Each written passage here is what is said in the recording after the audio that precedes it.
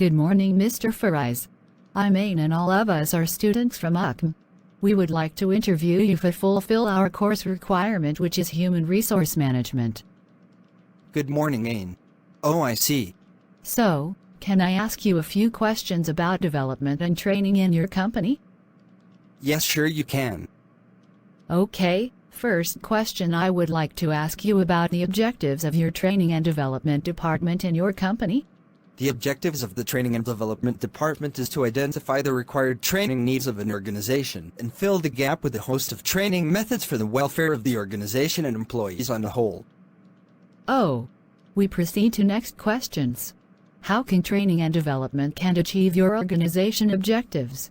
Identifying training's role within broader business will reinforce buy-in from various stakeholders and will empower participants to reach personal and organizational goals. Last question from me. What are the specific skills do you bring to the trainer position? Refer to essential skills and behaviors that every successful trainer needs. This includes technical skills such as knowledge of adult learning principles, business core competences such as knowledge and understanding of basic business principles, and organizational behavior and personal competences such as training as organizing skills, information gathering and analysis, communication and presentation skills, coaching skills, adaptability, creativity and resilience.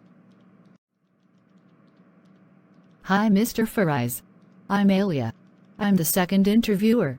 How would you ensure that the training is effective for an employee within the company? The training is effective in all means if it imparts new skills, inculcates new ideas, knowledge and concepts, is practical oriented, not an information dump, aligns the training needs to fulfill the organizational short and long-term goals, conducts the post-evaluation to ensure the satisfaction levels to refine the future training needs. What are the methods you use during training the employees? Which are the most effective ones? There are different training methods like on-the-job techniques, off-the-job techniques, role-playing, simulation, internship, apprenticeship, lectures, case analysis, laboratory training methods, etc. We choose off-the-job training. Give an example of learning inventions you implemented which was successful. Why do you think it worked well?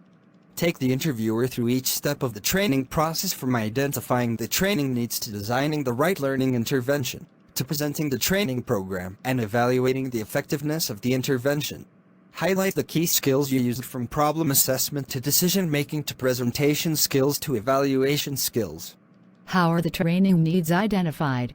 The training needs can be identified in a number of ways. They are: during interviews, by taking feedback from the employee's colleagues, business partners, or through clients; by conducting competency or knowledge tests; while conducting performance appraisals, if the employees have demanded for training from the management, based on industry-specific research, for example, due to new additions in the industry. Hi, Mr. Fariz. My name is Aliena. I would like to ask you, what is the differences between training and learning? Training. The emphasis of training is on the development of skills. Training is about divulging new information and making us cognizant on how to make use of the information. Training is also hooked onto the awareness of the trainer. Learning is focused on how an individual smears to the new information that he has received from training. Learning is the course of altering people's understanding and slant to organizational as well as personal vagaries. Learning is an elongated process that often integrates training, evolving and preparing individuals with the tools to be competent enough to handle both known as well as unknown challenges. Do your organization have an on and off job training? What is it? On-the-job training is a type of learning process that usually occurs in an actual work environment. That is, an employee will be learning the new job roles and responsibilities while undergoing this training. Off-the-job training is a type of learning process that usually occurs out of an actual work environment. This involves case analysis, lectures, presentation, simulation games, etc. to imbibe the concepts and brainstorm ideas in an effective manner. How long in terms of times did you take to training the workers? If you allocate more resources to training, you can be sure someone will want to see measurable benefits, as they should. As business legend Peter Drucker said, "What gets measured gets managed." So, set goals, and create a simple measurement process for your training so you can see the results. How do you choose and plan for new training programs? An effective training program is built by following a systematic, step-by-step process. Training initiatives that stand alone, one-off events, often fail to meet organizational objectives and participant expectations.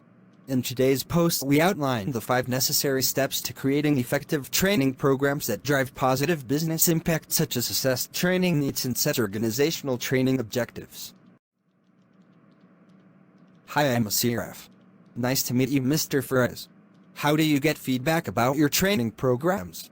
Review the metrics from the training. This data may come from survey responses, pre- and post-tests, manager feedback, or performance reviews. How did you use negative feedbacks to improve a training program? Negative feedbacks is one of the encouraged methods to build up and improve training and development in our company. It can be used as a bonding opportunity, reflection of your work, and it will end up with showing growth of the setup program. How do you motivate your team towards a successful development in your organization? There are many ways that we try to keep our employees motivated and giving their very best on the job, like provide them with a pleasant place to work, offer opportunities for self-development, foster collaboration within the team, pay them for what they are worth, and encourage happiness. How often do you reinforce training to make employees retain their new skills? Training is not a once-and-done instance. Reinforcement is key to keeping those skills top of mind. For training to be effective, the employee ultimately needs to apply what they learn when there is a particular skill that an employee needs to acquire. There are 3 ways you can reinforce skills: repetition, applicability, and effective use of technology. Hello, I'm Najwa. I would like to continue this interview. May I? Yes, you can. My pleasure. What are your approach to hiring good training coordinators? A professional training coordinator needs to have methods for ensuring that they are using the most effective and efficient training techniques. What has been the most difficult training situation that you have had to deal with? And what did you do? In companies, human resources departments have noted patterns that emerge over time about the toughest situations that take place in organizations. The most difficult training situation are how to deal with a negative coworker. How do you monitor your team's performance? One way to monitor and improve team performance is to collect employee feedbacks, conduct surveys, hold team meetings, and organize one-on-one meetings with the staff members. Encourage open communication and show your employees that you care about what they have to say. What is your company training strategy? Training strategy that we plan includes both parties, which is from the company side and the worker's side. There are leadership training, employee behavior, peer training, and role-playing our strategy that we implement in our company. Hi, my name is Rafidah. What are the qualities does your company expect in a trainer? Qualities that we seek in a trainer is they must have interest in people's development, effective public speaking, analytical skills, incremental knowledge base, business understanding, effective presentation skills.